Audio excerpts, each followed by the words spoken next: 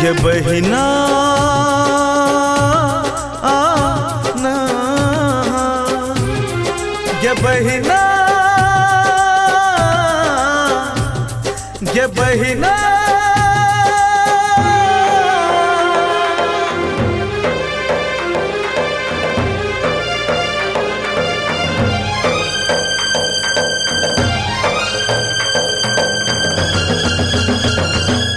सुन गे बहिना तोरा बिना राखी हम बांधबो कोना कोना।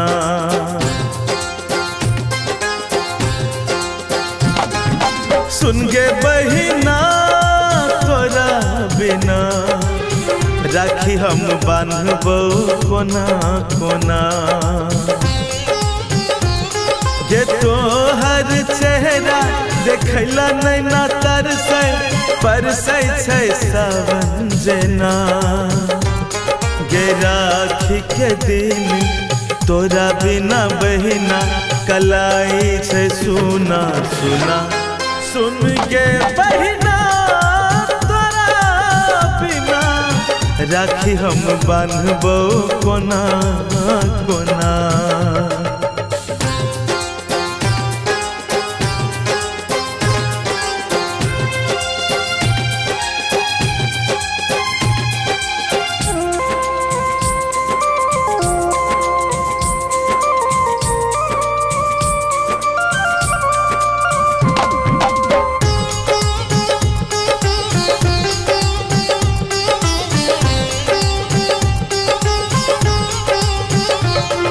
करै छौ याद गे बहिना दिल ई पल पल मचल छै हमरा जीवन में आई हलचल।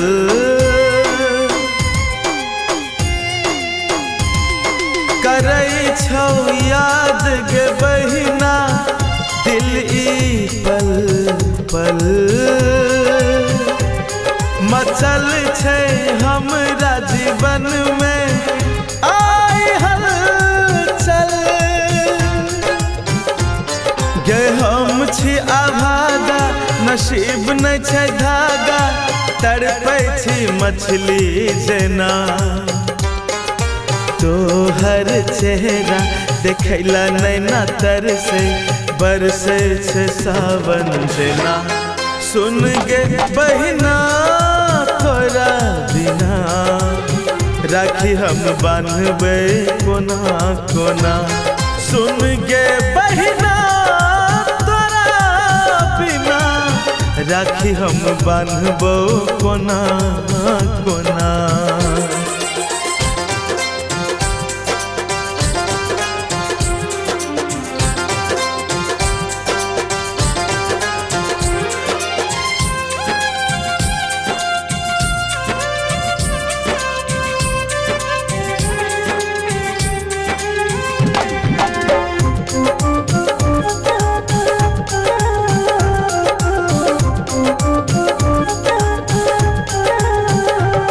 गे भाई बहिन के प्यार के पावन त्योहार ये ले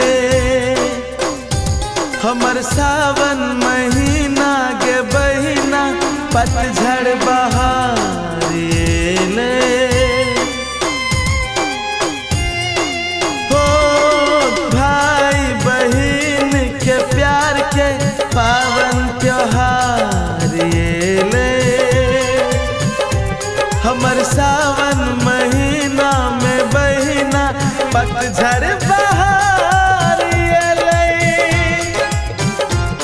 गे हम छी अभागी बंधा न सकलौ राखी मजबूरी छै ये ना।